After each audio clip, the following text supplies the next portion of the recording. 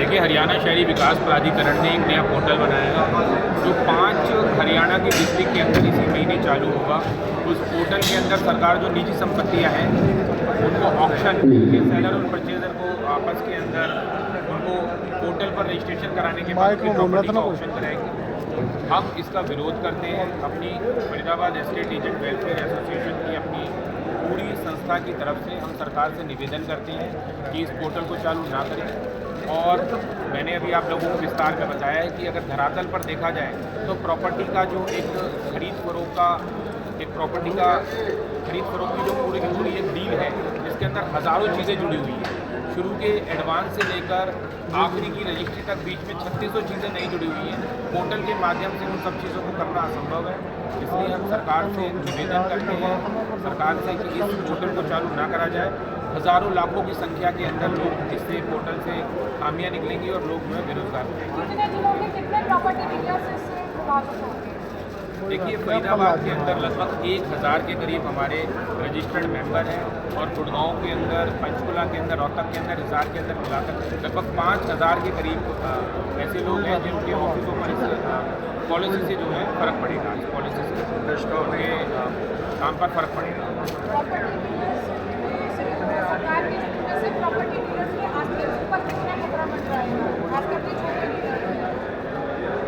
देखिए, बिल्कुल जिन लोगों ने नया काम शुरू करा है, जो मार्केट के अंदर नए बैठे हुए हैं, उनके लिए तो सर उड़ाते ही होने पर निकल हो जाएंगे।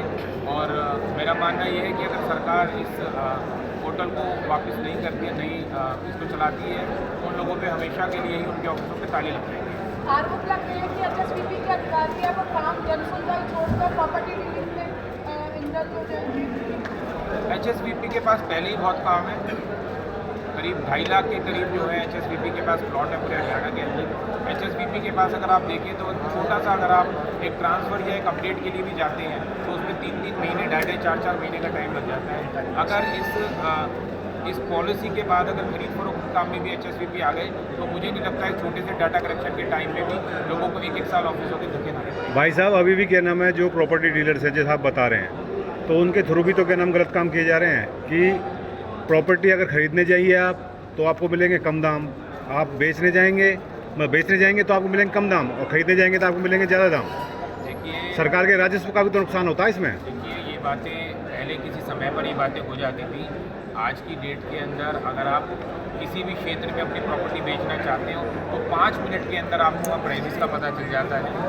आज ऑनलाइन चीज़ों को चेक करके, आप किसी भी वेबसाइट पर चेक करके 10 प्रॉपर्टी डीलरों के आप जो है नंबर निकाल कर रेटों को कंफर्म कर सकते हो। तो मुझे लगता नहीं कि कोई भी चीज़ आज असंभव है किसी की भी चीज़ को सस्ता खरीदना, ऐसा कहीं तक भी नहीं।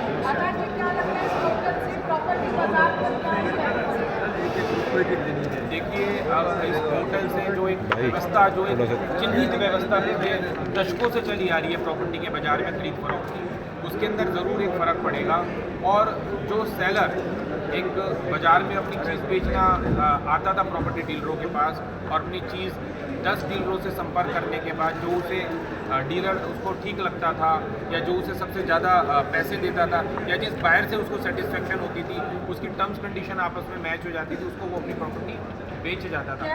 परंतु इस पोर्टल के बाद मुझे लगता है उसकी अगर टर्म्स कंडीशन भी मैच हो गई हैं, फिर भी वो शायद एक बार इस पोर्टल पर अपनी प्रॉपर्टी को डालकर कि मैं चल इस पोर्टल पर भी अपनी प्रॉपर्टी को डालकर एक बार अपनी कीमतों को चेक करूँ, कहीं ना कहीं ये सारी बहुत कन्फ्यूजन बाजार में अलग तरह की कन्फ्यूजन पैदा हो जाएगी।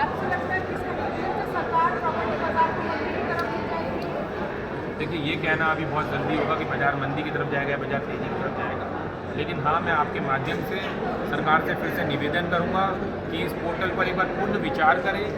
लाखों लोगों की रोजगार का मैटर है ये, और इसे एक बार इसे विचार करके इस पोर्टल को चालू ना करें। आकाश जी, एक सवाल है, ये बताइए कि आपने जो ये पोर्टल चालू किया है इसके बारे में कोई नीति या कुछ वो पढ़ी है, इसके बारे में पॉलिसी क्या बनाई है, क्या कहानी है, इसके बारे में कोई विस्तार से आप कह रहे थे कि ये पॉलिसी है सरकार की जो इस निजी पोर्टल के लिए आई है। आप सबके सामने ये पॉलिसी है। 5 सितंबर 2025 को ये पॉलिसी सरकार ने अपलोड करी है और इसके अंदर आप देखिए तो 5 डिस्ट्रिक्ट के नीचे नाम लिखे हुए हैं और 5 डिस्ट्रिक्ट की डेट लिखी हुई है। 24 तारीख से 28 तारीख के बीच में ये पॉलिसी 5 डिस्ट्रिक्ट के अंदर लागू हो जाएगी। ठीक है, बहुत बढ़िया।